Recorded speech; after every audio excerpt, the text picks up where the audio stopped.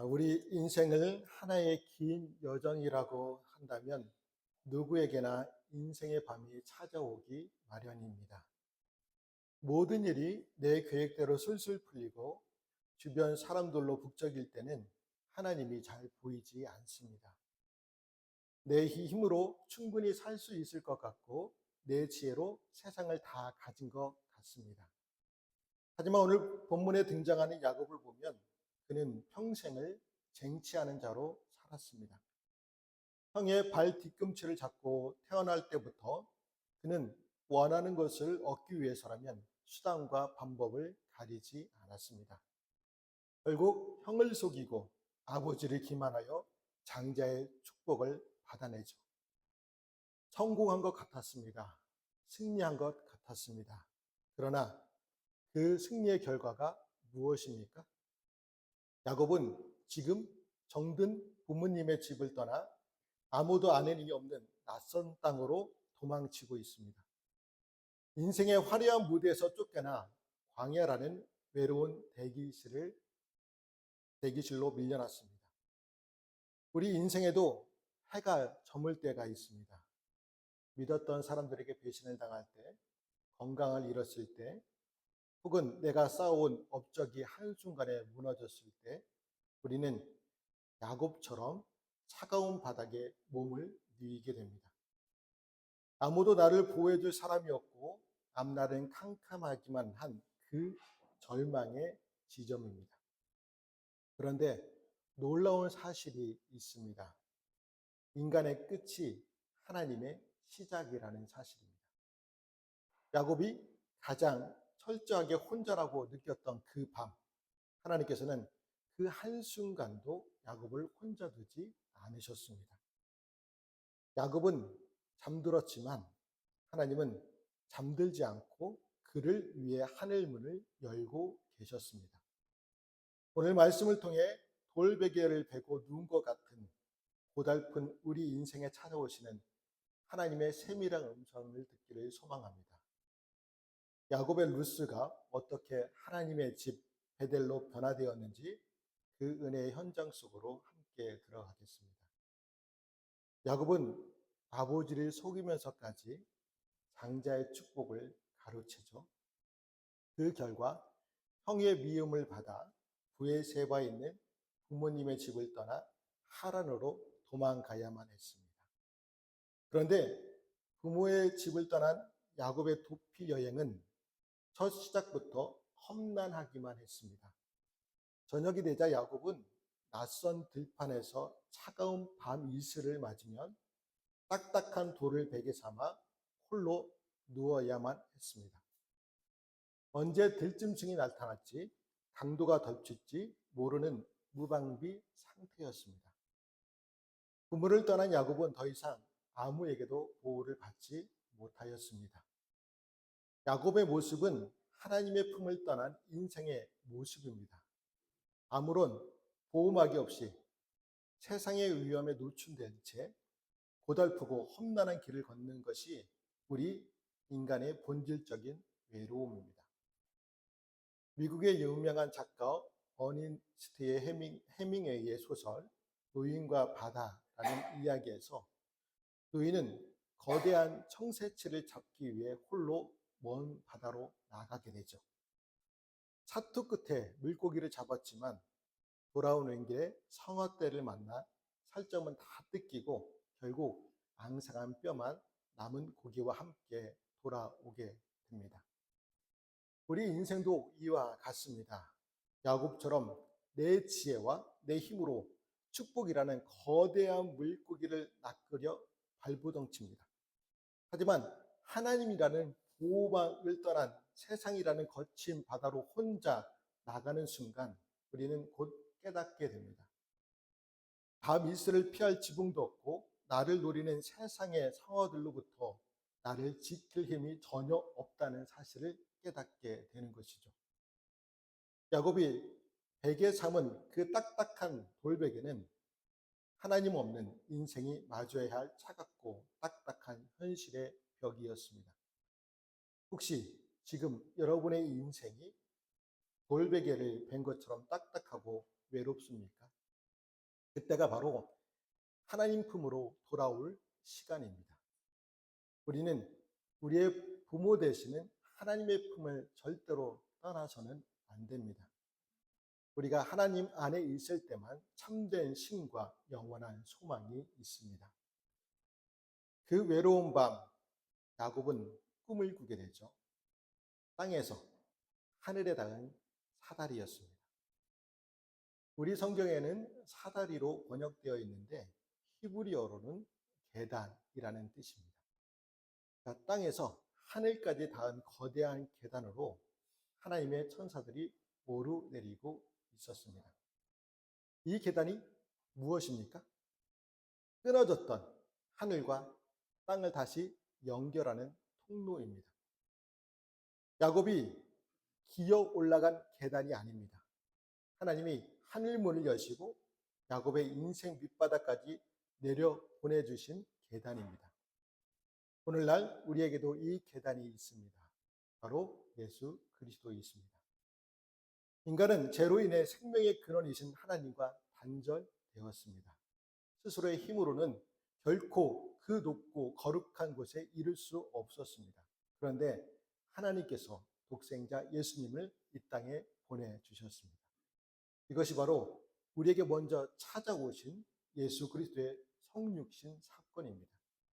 예수님은 십자가 위에서 죽으심으로 우리가 하나님께 나아갈 수 있는 유일한 영적 계단이 되어 주셨습니다. 또 다른 길이 있을까요? 다른 길은 없습니다. 우리가 인생을 살아오면서 매번 느끼는 것이 있다면 진짜 나를 위로해 주시고 힘주시는 분은 주님밖에 없다는 사실을 알게 됩니다. 가족도 친구도 나에게 힘을 주지 못할 때가 있습니다. 그로 인해 오직 예수님만이 우리의 살 길이며 하나님께 이르는 유일한 통로임을 믿으시기를 바랍니다. 더 놀라운 사실은요, 하나님께서 계단 위에서 야곱에게 주신 약속입니다. 어떤 약속이었습니까? 내가 이 땅에 다시 돌아올 때까지 내가 너와 함께 할 것이며 너와 내 자손에게 이 땅을 주리라는 약속이었습니다. 야곱이 어떤 사람이었습니까? 형을 속이고 아버지를 기만한 사기꾼 아닙니까? 그런데 하나님께서 그를 책망하지 않으셨습니다. 오히려 내가 너와 함께 할 것이며 이 땅을 너와 내 자손에게 주리라며 아브라함에게 주셨던 그 엄청난 축복을 다시 확인시켜 주셨습니다. 이 약속대로 야곱의 자손이 동서남북으로 퍼져나가며 모든 족속이 야곱의 자손을 통해서 복을 받게 됩니다.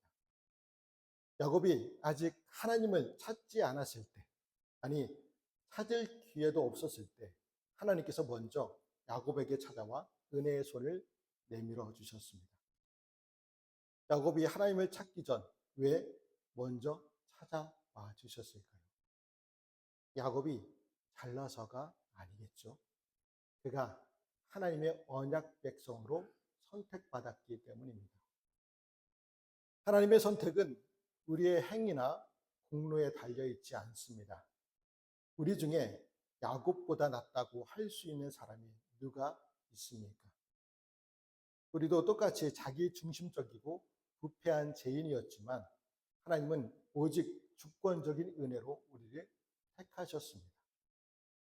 우리는 인생의 중반을 지나며 내가 쌓은 업적이나 헌신이 복의 근거라고 착각하기도 합니다. 하지만 야곱을 보십시오. 그는 사기꾼이고 도망자였습니다. 하나님의 선택은 우리의 이력서를 보고 결정하는 것이 아니라 오직 하나님의 신실한 약속에 근거합니다. 그래서 우리는 자랑할 것이 없습니다. 오직 겸손히 그 은혜를 찬송할 뿐입니다. 야곱은 꿈을 꾸면서도 도대체 이게 무슨 상황인지 알지 못했습니다. 그런데 꿈을 꾸고 난 후에 비로소 하나님의 임재를 깨닫게 됩니다. 우리 16절 말씀을 다시 한번 읽어보겠습니다. 야곱이 잠이 깨어 이르되 여호와께서 과연 여기 계시거늘 내가 알지 못하였도다. 야곱은 잠에서 깬 다음 여호와께서 과연 여기 계실건을 내가 알지 못하였도다 라고 고백하며 그곳을 하나님의 집이라는 뜻의 베델이라고 불렀습니다. 원래 이름은 누스라는 곳이었는데요. 베델로 새롭게 부른 것은 하나님의 임재가 있었기 때문입니다. 하나님의 임재가 있는 것이 바로 하나님의 집 성소입니다. 야곱이 발견한 이 하늘의 문은 구약 시대를 거쳐 오늘날 우리에게까지 이어지는 거대한 은혜의 통로입니다. 훗날 모세가 시내산에서 임재하신 하나님을 만났던 그 자리가 성소가 되었고, 출애굽 광야에서는 성막을 통해, 그리고 가나안 땅에서는 화려한 성전을 통해 하나님은 끊임없이 백성들을 만나 주셨습니다. 하지만 눈에 보이는 건물은 영원하지 않았습니다.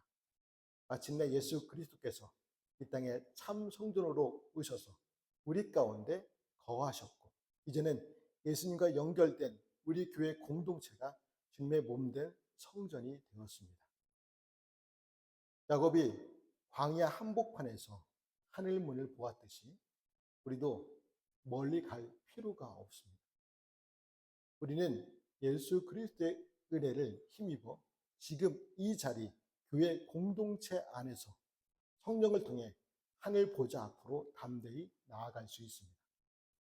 야곱을 만나 주신 그 하나님이 지금 성령으로 우리와 함께 해 주시고 있기 때문입니다. 이처럼 하나님은 멀리 계신 분이 아닙니다. 우리 곁에 친히 동행해 주시는 임마누엘 하나님이십니다. 하나님은 시공간을 초월해 어느 곳에나 계십니다. 하나님은 우리가 어느 곳에 있든지 우리를 항상 지켜보시고, 우리가 간구하면 들어주시고, 또한 우리가 어디 있든 영과 진리로 예배하기만 하면 우리를 만나주시고 예배를 받아주십니다. 이 사실은 우리에게 큰 기쁨이자 동시에 거룩한 두려움입니다. 우리가 어디에 있든 우리를 지켜주시니 기쁘지만 우리가 죄를 짓는 그 순간에도 하나님은 우리를 보고 계시기 때문입니다. 19세기 미국의 위대한 부흥사였던 D.L. 무디 목사님에게 어떤 사람이 물었습니다. 목사님, 진정한 인격이란 무엇입니까? 그러자 무디 목사님이 이렇게 대답했습니다. 인격이란 아무도 보는 사람이 없을 때 당신이 하는 바로 그것입니다. 야곱은 부모님의 눈만 피하면 된다고 생각했습니다. 하라룬으로 가는 길, 아무도 없는 들판에서 자기 마음대로 살아도 된다고 생각했습니다. 하지만 그 적막한 들판에서 야곱은 하늘까지 닿은 계단을 보았습니다. 그리고 내가 알지 못하였도다 라며 전율했습니다. 하나님은 안 계신 곳이 없다는 사실을 몸소 체험했습니다. 여러분, 아무도 보지 않는 곳에서, 혹시 나를 아는 사람이 아무도 없는 낯선 타지에서 어떤 모습입니까? 우리도 야곱처럼 행동할 때가 있습니다. 교회 안에서는 거룩한 척하지만 아무도 나를 모르는 낯선 곳이나 온라인의 세상의 익명성 뒤에서는 추한 본색을 드러내곤 합니다. 바로 그 모습이 하나님 앞에 서 있는 우리의 진짜 얼굴입니다. 하지만 야곱이 하나님을 만난 베델은 화려한 성전이 아니라 거친 들판이었습니다. 여러분이 서 있는 그 은밀한 장소, 아무도 없다고 생각하는 그 골방이 바로 하나님께서 지켜보고 계시는 베델임을 잊지 말아야 합니다. 그러기에 우리는 매 순간 호람되오, 즉 하나님 앞에서의 신앙을 회복해야 합니다. 그렇다면 여러분이 하나님을 깊이 경험하고 예배할 나의 베델은 어디입니까? 물론 거친 일터와 분주한 가정, 치열한 학교를 예배의 장소로 만든다는 것은 쉬운 일이 아닙니다. 하지만 야곱은 자신에게 베델은 본래 소망 없는 차가운 땅이었지만 하나님을 만난 그곳은 하나님의 집이자 하늘 문에 되었습니다. 우리 역시 하나님을 이미 만난 사람들입니다. 나를 떠나지 않고 함께 하시는 하나님을 신뢰한다면 우리가 발을 딛고 서 있는 그 척박한 일상도 충분히 예배의 장소로 바뀔 수 있습니다. 이번 한 주간 여러분의 일터와 학교와 가정이 하나님을 만나는 거룩한 베델이 되기를 주님의 이름으로 축복합니다. 야곱은 외톨이였던 자신을 만나주신 하나님께 무엇을 소원하였을까요? 우리 21절과 22절 말씀도 같이 읽어보겠습니다. 내가 평안히 아버지 집으로 돌아가게 하시오면 여호와께서 나의 하나님이 되실 것이요 내가 기둥으로 세운 이 돌이 하나님의 집이 될 것이요 하나님께서 내게 주신 모든 것에서 10분의 1을 내가 반드시 하나님께 드리겠나이다 하였더라. 야곱은 그것을 하나님의 집 베델이라 부르며 베게 했던 돌을 세워 기름을 바르소. 그리고 11조를 서원하며 자신의 미래를 하나님께 맡기겠다고 고백합니다. 그러나 야곱의 고백을 자세히 들어보면 만약 하나님께서 나와 함께 하셔서 평안히 아버지 집으로 돌아가게 하신다면 11조를 드리고 이것을 하나님의 집으로 삼겠습니다. 여전히 만약 뭐뭐 하면 이라는 조건을 붙이고 있죠.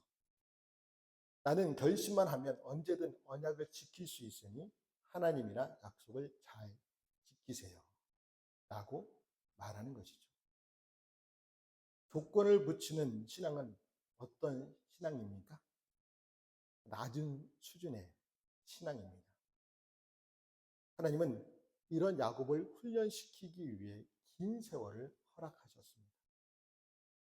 어느 시골 마을에 독실해 보이는 한 성도가 큰 병에 걸려 수술대에 오르게 되었습니다. 수술실로 들어가기 직전 그는 간절하게 눈물을 흘리며 하나님께 서원했습니다. 하나님, 이번 한 번만 살려주시면 제가 가진 재산의 절반을 바치고 남은 평생을 복음만을 위해 살겠습니다. 제발 저를 평안히 퇴원하기만 해주세요. 하나님의 은혜로 수술을 성공적으로 마쳤고 그는 건강하게 퇴원했습니다. 그런데 퇴원하고 한 달이 지나자 그의 마음이 바뀌기 시작했습니다. 그때는 너무 경황이 없어서 그렇게 말한 것이 재산 절반은 좀 심했나? 꼭 그렇게 유벌나게 전도하며 살아야 하나? 그냥 주일 예배만 잘 드리면 되지. 결국 그는 하나님의 약속을 슬그머니 덮어버리고 예전의 삶으로 돌아갔습니다. 이것이 바로 오늘 본문에 나타난 야곱의 모습이자 우리들의 부끄러운 자화상입니다. 야곱은 하나님이 나를 잘 먹이고 잘 입혀서 다시 돌아오게 하신다면 그때 내가 하나님을 내 하나님으로 삼겠습니다 라고 말합니다. 여러분, 이것은 신앙이기보다는 거래에 가깝습니다. 내가 원하는 결과만 주어질 때만 하나님을 인정하겠다는 조건부 신앙입니다. 야곱은 훗날 이 약속을 읽고 세겜 땅에서 안주하다가 딸 디나의 사건이라는 뼈아픈 시련을 겪고서야 비로소 깨어집니다. 하나님이 야곱에게 시련을 주신 것은요, 그를 미워해서가 아닙니다. 서원을 잊고 안락하며 머물며 영적으로 병들어가는 야곱을 강력하게 흔들어 깨워 다시 베델로 부르시는 하나님의 포기하지 않으시는 사랑입니다. 우리의 모습은 어떻습니까? 어려울 때는 간절히 소원했다가 문제만 해결되면 언제 그랬냐는 듯이 다 잊어버리지 않습니까? 하나님을 나의 이익을 위해 이용해서는 안 됩니다. 서원은 하나님과의 엄중한 약속입니다. 서원하고도 지키지 않는 것은 하나님을 기만하는 행위입니다. 야곱을 보듯이 하나님께 서원한 자가 지키지 않을 때 하나님의 징벌을 받게 됩니다. 하나님의 거룩하심과 영광을 훼손하는 것일 뿐만 아니라 자신의 이익을 위해서 하나님을 이용하는 죄악이기 때문입니다. 우리도 지키지 못할 서원을 함부로 남발해서는 안 되지만 한 번 서원한 것은 자기에게 어떤 손해가 있더라도 반드시 지켜야 합니다. 그래도 지키지 않으면 야곱처럼 후회할 날이 반드시 오게 됩니다. 여러분의 신앙은 지금 하나님과의 거래 중입니까? 아니면 사랑의 관계 속에 있습니까? 성숙한 신앙은 만약 뭐뭐 해주신다면 이라는 조건을 붙이지 않습니다. 나를 먼저 찾아와 주신 그 은혜가 너무나 커서 설령 내 뜻대로 되지 않더라도 그럼에도 불구하고 주님을 따르는 것이 진짜 믿음입니다. 하나님은 도망자 야곱을 끝까지 포기하지 않고 빚어 가셨습니다. 그 하나님이 오늘 여러분과도 함께 하십니다. 지치고 외로울 때, 그리고 절망 중에 낙심해 있을 때 함께 하십니다. 말씀으로 위로하시고 용기를 주시며 새로운 힘을 북돋아 주십니다. 하나님은 결코 먼데 계신 분이 아닙니다. 우리 곁에서 우리와 친히 동행하시는 임마누엘 하나님이십니다. 우리는 매 순간 승리하는 삶을 살지 못하고 기뻐하지 못하는 것은 이 사실을 알지 못하기 때문입니다. 이제 우리는 조건부 신앙을 내려놓고 나를 찾아와 주신 그 은혜에 감사하며 오늘 내가 서 있는 그 자리를 거룩한 예배의 초소로 만들어 가시는 저와 여러분 되시기를 주님의 이름으로 말씀을 드립니다. 기도하시겠습니다. 하나님,